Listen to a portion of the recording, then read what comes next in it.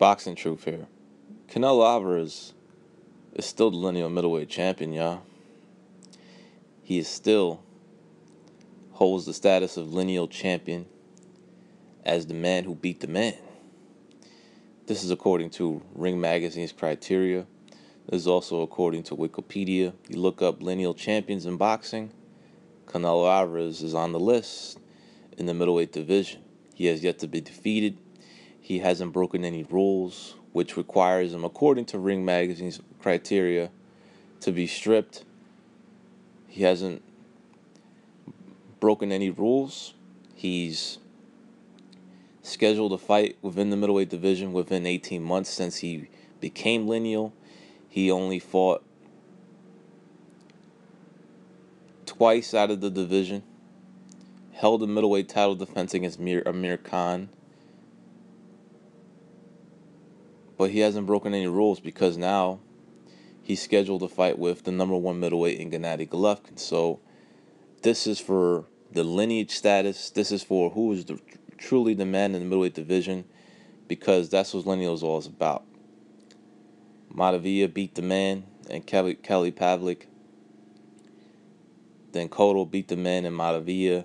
Then Canelo beat the man in Miguel Cotto in the middleweight division. And now Golovkin's going to finally get his chance, who's waited 5 years for a super fight. And now it's here for him. It's done. The fight happened as it was promised. Oscar kept telling people for the longest it will happen September 2017. And he kept his word. He delivered. Oscar's putting all on the line with his client and Canelo Alvarez, his cash cow. And I cannot wait for the fight. Canelo, GGG. Already got boxing, true shadow boxing. It's going to be a hell of a fight.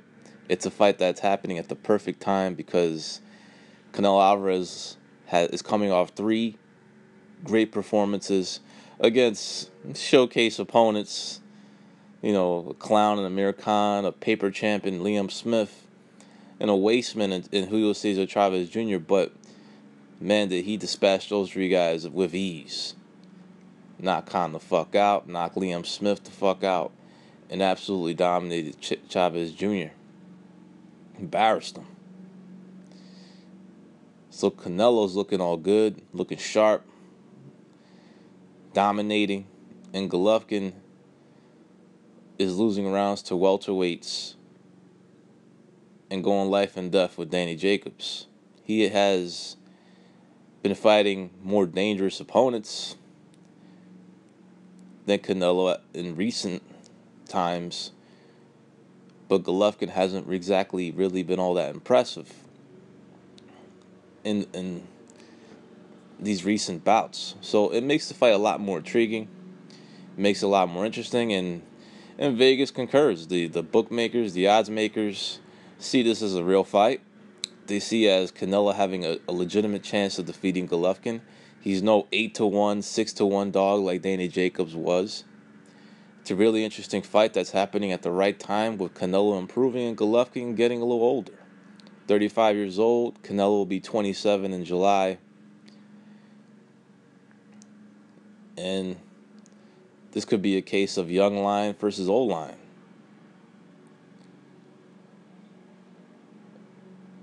It's a very intriguing fight. The styles mesh well. Should be a great fight. Both guys are counter punchers, but both guys are aggressive, naturally aggressive. Both guys can create offense. One guy's faster, sharper. The other guy is a bigger puncher. Perhaps has a better natural stamina than the other. One guy may be better defensively. We're going to have to just wait and see on September 16. And it'll be interesting to see where Oscar takes this fight. I mean, it's going to be a very hard decision. I mean, like Larry Merchant used to always say, the promoters follow the money. And in this case, will Oscar follow the money, or will he do something good for the sport? Will he allow the general public to actually get a glimpse of this big fight between Canelo Alvarez and Gennady Golovkin? Now, Oscar's already hinted that perhaps he's going to stage this fight in Texas in Arlington at Dallas Cowboy Stadium, and at that big stadium in Texas, which can hold over about 100,000 people. That would be great for boxing. That would be interesting to see if Oscar will pull the trigger on that, since the Las Vegas casinos will obviously offer much more to the promotion.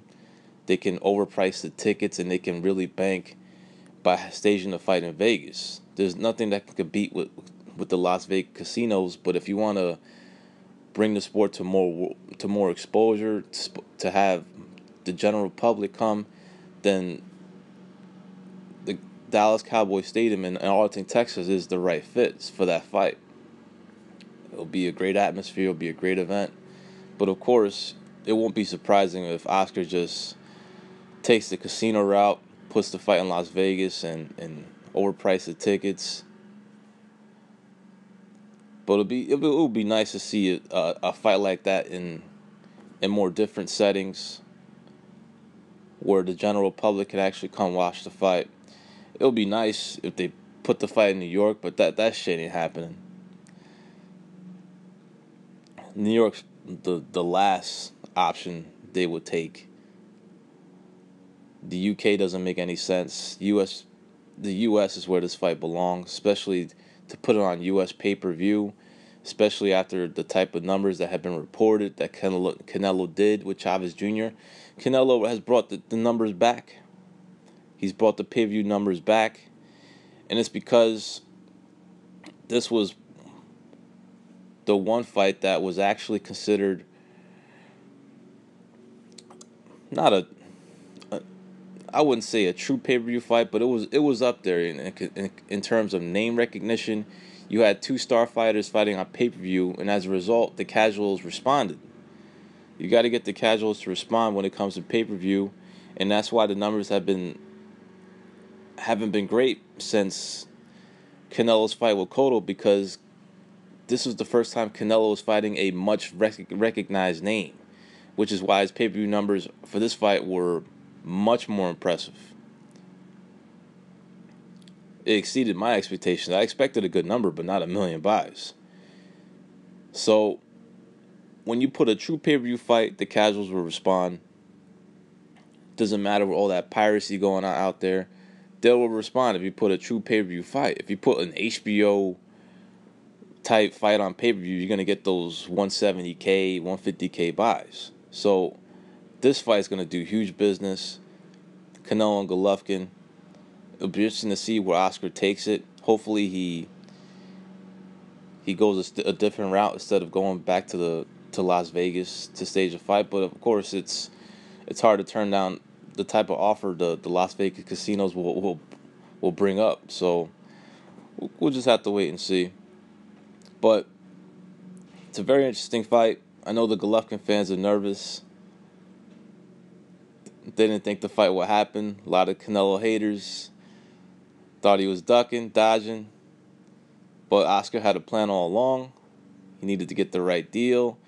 He needed to get that rematch clause in his favor and not the Golovkin's. And it's a real fight. A lot of people saying it's 50-50. I can agree with that. As the fight is now here, it's in its time to start promoting the fight. I really don't know. I have no idea who's going to win this fight right now. You have to lean towards Golovkin because he has the track record at 160. He's been fighting at that weight. He's had all these defenses. The knockouts. The more dangerous opponents he's fought as recently. But Canelo's been improving. He's got the tools, the skills, the skill set to really come out as the victor in this fight. Will not be surprised at any outcome in this fight of who wins. It's, in my opinion, very close to a 50-50 fight with Golovkin just a slight favorite. But he's only a slight favorite. Canelo could win this fight. Can't wait till September 16th.